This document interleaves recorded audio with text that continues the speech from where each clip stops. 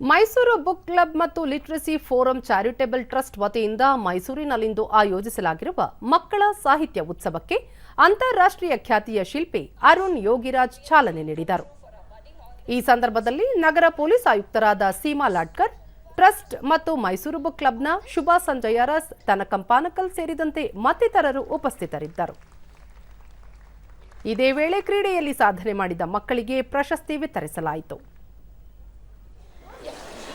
I request Senior Book Club member Mrs. Pam.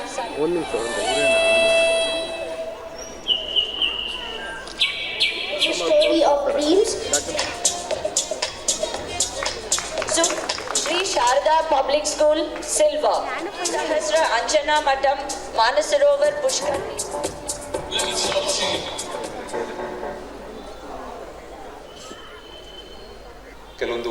ಬಳಿಕ ಅರುಣ್ ಯೋಗಿರಾಜ್, ನಮ್ಮ ಪೂರ್ವಜರು ಭಕ್ತಿಗೀತೆಗಳು, ಸಣ್ಣ ಸಣ್ಣ ಕಥೆಗಳನ್ನು ಹೇಳುವ ಮೂಲಕ ಮಕ್ಕಳು ಸಾಹಿತ್ಯವನ್ನು ಮೈಗೂಡಿಸಿಕೊಳ್ಳುವಂತೆ ಮಾಡುತ್ತಿದ್ದರು.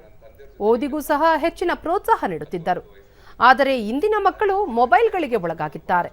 ಸಮಾಜದ ಮುಖ್ಯ ವಾಹಿನಿಗೆ ಮಕ್ಕಳನ್ನು ತರುವ ಪ್ರಯತ್ನಗಳಾಗಬೇಕು ಎಂದು ತಿಳಿಸಿದರು. ಆದರೆ ಅವರಿಗೆ ಸಹಾಯ ಮಾಡೋದ ಯಾವುದೋ ಸಿಕ್ಕ ಅವಕಾಶಗಳಲ್ಲಿ, ಸಿಕ್ಕ ಸಮಯದಲ್ಲಿ ಸಹಾಯ ಮಾಡೋಣ ಅಂತ ಅವ್ರ ಜೊತೆ ಕೂತ್ಕೊಂತಾ ಇದ್ದೆ. ಬಹುಶಃ ನಮ್ಮ ಒಟ್ಟು ಕುಟುಂಬದಲ್ಲಿ ಯಾರೋ ಅವ್ರ ಜೊತೆ ಜಾಸ್ತಿ ಕೂತ್ಕೊಂತ ಇರಲಿಲ್ಲ. ಯಾಕಂದ್ರೆ ನಮ್ಮ ತಂದೆ ತುಂಬಾ ಜೋರಾಗಿ ಮಾತಾಡೋದು, ಬೈಯೋದು. ಅದು ನನಗೆ ಕೇಳೋಕ್ಕೆ ಬಹಳ ಇಷ್ಟ. ನಾನು ತಿರುಗಿ ಮಾತಾಡ್ತಿರ್ಲಿಲ್ಲ, ತಾಳ್ಮೆಯಿಂದ ಎಲ್ಲ ಕೇಳ್ತಾ ಇದ್ದೆ. ಅದರಿಂದ ಮೋಸ್ಟ್ಲಿ ಎಲ್ಲ ಕಥೆಯನ್ನ ನನಗೆ ಜಾಸ್ತಿ ಹೇಳಿದ್ದಾರೆ.